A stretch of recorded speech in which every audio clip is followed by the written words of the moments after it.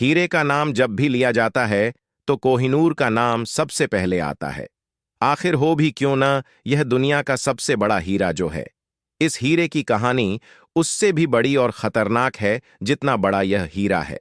इस हीरे की कहानी की शुरुआत वहां से करते हैं जहां से यह प्राप्त हुआ। वर्तमान आंध्र प्रदेश के गुंटूर जिले में स्थित गोलकुंडा के खदान से प्राप्त हुआ था।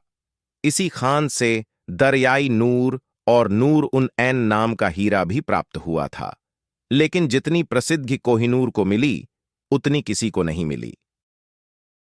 कोहिनूर हीरा सबसे पहले किसके पास पहुंचा, इसका उल्लेख नहीं मिलता है। हालांकि बाबर नाम में इसका पहली बार जिक्र आया है कि यह 1294 के आसपास यह ग्वालियर के किसी राजा के पास था।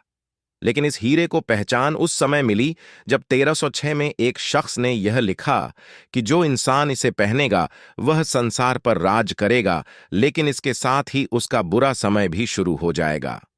शुरू में इस बात को किसी ने स्वीकार नहीं किया, लेकिन जब एक के बाद एक घटनाएं होने लगीं, तब सभी ने इस सच को स्वीकार करना शुरू किया। काकतीय वंश के अंत के बाद यह हीरा तुगलक वंश के पास, फिर मुगलों के पास आया, और जिनके पास भी यह पहुंचा उनका परचम शुरू में तो खूब लहराया, लेकिन अंत भी बुरी तरह हुआ। शाहजहां ने कोहिनूर हीरे को अपने मयूर सिंहासन में जड़वाया। परिणाम यह हुआ कि पहले उनकी पत्नी उन्हें छोड़कर दुनिया से चली गई, फिर बेटे ने ही नजरबंद करके सत्ता अपने हाथ में ले लिया।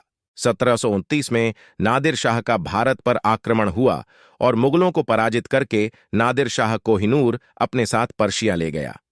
नादिर शाह ने ही इस हीरे को कोहिनूर नाम दिया। इससे पहले इसे अन्य नाम से जाना जाता था। कोहिनूर ले जाने के ठीक 8 साल बाद यानी 1747 में नादिर शाह की हत्या कर दी गई, यानी कोहिनूर ने यहां भी अपनी मनहूसियत दिखाई। नादिर शाह की मौत के बाद कोहिनूर अफगानिस्तान शाह अहमद शाह दुर्रानी, फिर उनके वंशज शाह शुजा दुर्रानी के पास आया।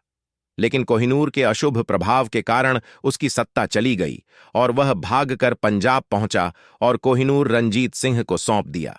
इसके बाद रणजीत सिंह जी की मौत हो गई और सिख साम्राज्य पर अधिकार करके अंग्रेजों ने इस हीरे को अपने कब्जे में ले लिया।